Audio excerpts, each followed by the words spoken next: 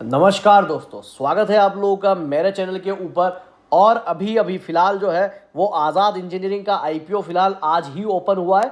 और जितने भी आईपीओ है उसके ऊपर वीडियोस जो है वो मैं अपने चैनल के ऊपर अपलोड कर चुका हूं, जिसके अंदर आज़ाद इंजीनियरिंग हो गया, हैप्पी फोर्जिंग हो गया, क्रेडो ब्रांड हो गई, और उसके अलावा जितने भी आईपीओ फिलहाल आज 20 तारीख और 21 तारीख के दिन ओपन हो रहे हैं, उन सबकी वीडियोस जो है वो फिलहाल अभी चैनल पर मेरे अवेलेबल है। अगर अभी तक आप लोगों ने वो वीडियोस नहीं देखी है तो वो वीडियोस आप जरूर देख लीजिए।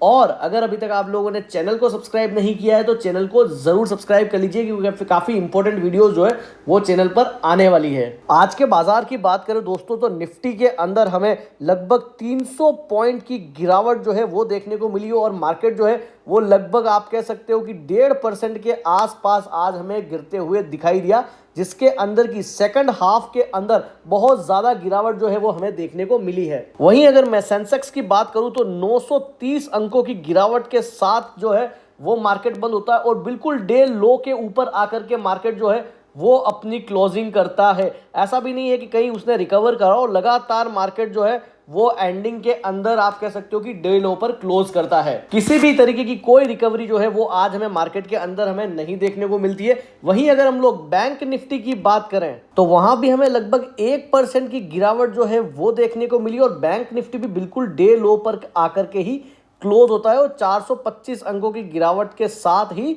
बंद होता है। अगर हम लोग ओवरऑल दूसरे देशों के अगर हम लोग इंडाइसेस देखेंगे तो वहां पर भी क्या हमें ऐसी गिरावट देखने को मिली है, तो दूसरे देशों के इंडाइसेस के अंदर तो हमें ऐसी भयंकर गिरावट जो है वो नहीं देखने को मिली है। खास तौर पर देखा जाए तो इंडियन मार्केट के अंदर ही फिलहाल अभी जो है वो इतनी तगड़ी गिरावट जो है वो देखने को मिली, क्योंकि काफी ज्यादा मार्केट चले भी हैं, तो हो सकता है उसकी वजह से भी हमें कुछ शार्प डाउनफॉल देखने को मिल रहा है। और आगे अभी हम लोग डिस्कस भी करेंगे कि आखिर क्यों इतनी गिरावट जो है वो मार्केट के अंदर देखी गई है इंडियन मार्केट के अंदर। बाकी आप देख सकते हैं ओवरऑल कहीं भी आपको कोई गिरावट देखने को नहीं मिल रही होगी। ज्यादा गिरावट वाले अगर शेयरों को हम लोग देखें तो उसमें सबसे बड़ा नाम आता है हमारा IRCTC का।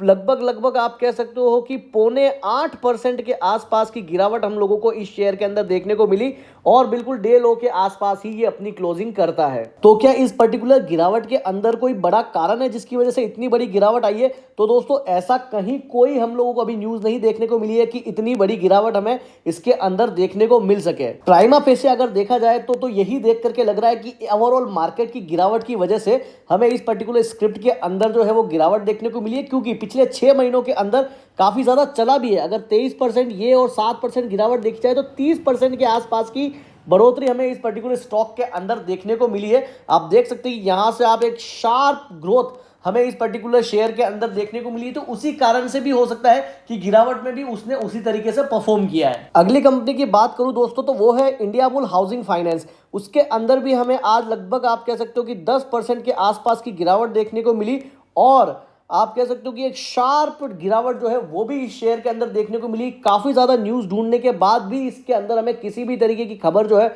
वो नहीं मिली कि आखिर इस पर्टिकुलर स्क्रिप्ट के अंदर इतनी गिरावट क्यों देखने को मिली है। तो ये ओवरऑल मार्केट की गिरावट ही आप कह सकते हो, और उसी के अंदर जो कमजोर होंगे वो थोड़े ज्यादा गिरेंगे। उसके अलावा नेक्स्ट हम लोग बात करें और गिरावट वाली कंपनियों की, तो उसके अंदर नाम आता है दोस्तों अडानी एंटरप्राइजेस का। अडानी एंटरप्राइजेस का शेयर भी आज लगभग आप कह सकते हो कि 6.25% के आसपास की गिरावट दिखाता है, और बिल्कुल डे लो के ऊपर ही आकर के क्लोज होता है। वहीं अगर हम की इसके साथ वाली कंपनी अडानी पोर्ट की बात करें तो वहां भी हमें एक भारी भरकम गिरावट देखने को मिलती है, और स्टॉक जो है वो लगभग 6.25% की आसपास की गिरावट के साथ बिल्कुल डे लो के ऊपर जाकर के क्लोज होता है, और 67 रुपए की गिरावट आज ये पर्टिकुलर स्क्रिप्ट भी दिखाती है। अगर इन दोनों शेयरों की बात करें तो हिंडनबर्ग की रिपोर्ट के बाद काफी ज्यादा उछाल भी हमें इन कंपनियों के अंदर देखने को मिला। आप कह सकते हो अडानी पोर्ट तो लगभग वो पूरी की पूरी गिरावट ही पचा चुका है, तो वहां पर हमें इसी वजह से भी थोड़ी ज्यादा गिरावट देखने को मिल सकती है, काफी ज्यादा लोगों ने इसके अंदर पैसा कमाया भी है। अगली गिरावट वाली कंपनी की बात करूं दोस्तों तो वो है हमारी डेल्टा कॉर्प। डेल्टा कॉर्प के अंदर भी हमें 5% की गिरावट देखने को मिली,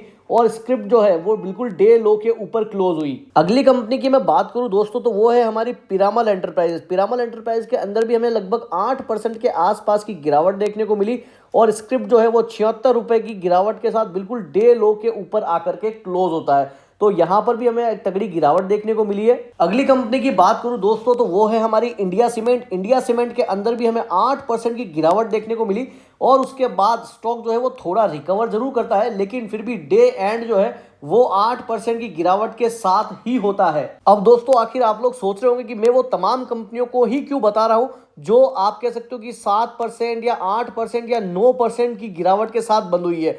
तो दोस्तों पहली बात तो ये कि हमें गिरावट से घबराना नहीं है और हमेशा बढ़िया कंपनियों के अंदर पैसा लगाना है। अगर अच्छी कंपनियां गिरेगी भी है तब भी वो रिकवर हो जाएगी, और अगर खराब कंपनियां गिरेगी तो वो रिकवर नहीं होगी। और मैं तो ये कहता हूं दोस्तों कि अगर मार्केट गिरेगा नहीं और एक जैसा चलता जाएगा तो हम जैसे जो नए लोग होंगे वो इसके अंदर एंट्री कब लेंगे और कैसे लेंगे?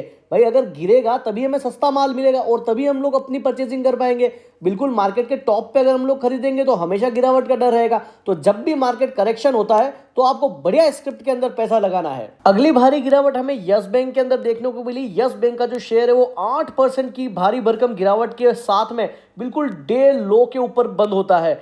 आप कह सकते हो कि पिछले कुछ समय से यस बैंक के अंदर हमें काफी तगड़ी तेजी देखने को मिली। लगभग स्टॉक 15-16 रुपए से लगातार ऊपर चलता है और अपना नया हाई जो है वो भी टच करता है और लगभग 22 रुपए के ऊपर ये ट्रेड करना शुरू होता है। लेकिन आज के दिन इसके अंदर एक भारी भरकम गिरावट देखने को मिली और बिल्कुल डे एंड के ऊपर ये बिल्कुल डे लो के ऊपर क्लोज होता है। दोस्तों ये तमाम स्क्रिप्ट जो मैंने अभी फिलहाल इस वीडियो के अंदर कवर करी है उनके अंदर भी हमें किसी भी तरीके की नेगेटिव न्यूज देखने को नहीं मिली है, लेकिन उसके बावजूद भी इन स्क्रिप्ट के अंदर आप कह सकते हो 5% से लगा करके 10% के बीच में हमें गिरावट देखने को मिली है। अगर आप ओवरऑल मार्केट का आज आप ढूंढेंगे हाल कि आखिर ये बाजार क्यों गिरा, क्या कोई कहीं इवेंट था, क्या कहीं कोई नेगेटिव न्यूज़ थी, तो ऐसा कुछ भी आपको देखने को नहीं मिलेगा।